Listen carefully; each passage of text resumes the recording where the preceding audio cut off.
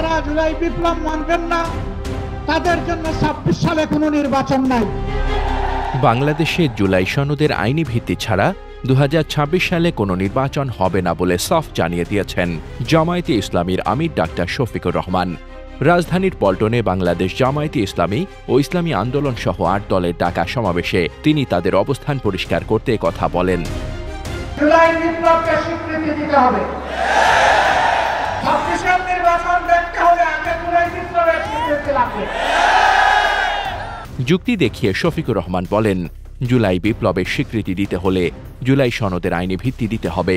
এই আইনি ভিত্তি ছাড়া নির্বাচন হওয়ার কোনো সম্ভাবনা নেই। জুলাই সনদেই যদি আপনি গণতন্ত্রের প্রতি শ্রদ্ধা না দেখান, জাতীয় নির্বাচনে আপনি শ্রদ্ধা দেখাবেন কিভাবে? বাংলাদেশের মুক্তিকামী মানুষের কথা একটাই, জাতীয় সংসদ নির্বাচনের আগে গণভোট অনুষ্ঠিত হতে হবে।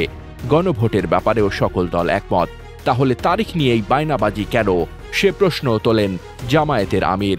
গণভোটের ব্যাপারে সকল দল একমত, তাহলে তারিখ নিয়ে এই বায়নাবাজি কেন?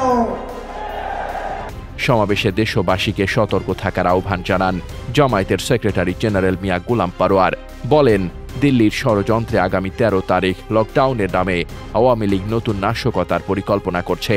এই নভেম্বরে কিছু অপরাধীদের যখন রায়ের সম্ভাবনা, তখনই ফ্যাসিস্টরা বাংলাদেশ জুড়ে ককটেল গাড়িতে আগুন দিয়ে নাশকতার ষড়যন্ত্র করছে। ঢাকার হোটেলে হোটেলে সন্ত্রাসীর অবস্থান নিয়েছে।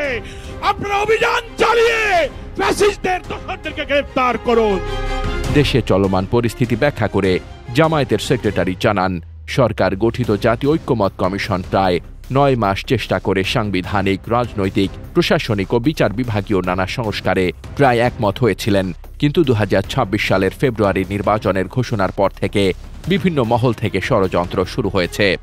সরকারের গঠিত জাতীয় ঐক্যমত্য কমিশন প্রায় ৯ মাস চেষ্টা করে সাংবিধানিক, রাজনৈতিক, প্রশাসনিক, বিচার বিভাগীয় নানান সংস্কারের মধ্য দিয়ে আমরা যখন প্রায় একমত হয়েছি আগামী ২৬ ফেব্রুয়ারির নির্বাচনের জন্য, তখন একটি মহল থেকে ষড়যন্ত্র শুরু হয়েছে। গণভোট প্রসঙ্গে জামায়াতের সহকারী সেক্রেটারি জেনারেল হামিদুর রহমান আজাদ বলেন, গণভোটের কথা সামনে এলে বিএনপি সংবিধান দেখায়, কিন্তু বর্তমান সংবিধান অনুযায়ী ৫ বছরের আগে নির্বাচনের সুযোগ নেই। সে সংবিধান অনুযায়ী নির্বাচন হতে হবে ২০২৯ সালে। সংবিধান অনুযায়ী নির্বাচন হতে হবে ২৯ সালে। এর অর্থ হচ্ছে আপনারা আবার নতুন ফ্যাসিবাদ কায়েম করতে চান সংবিধানের দোহাই দিয়ে।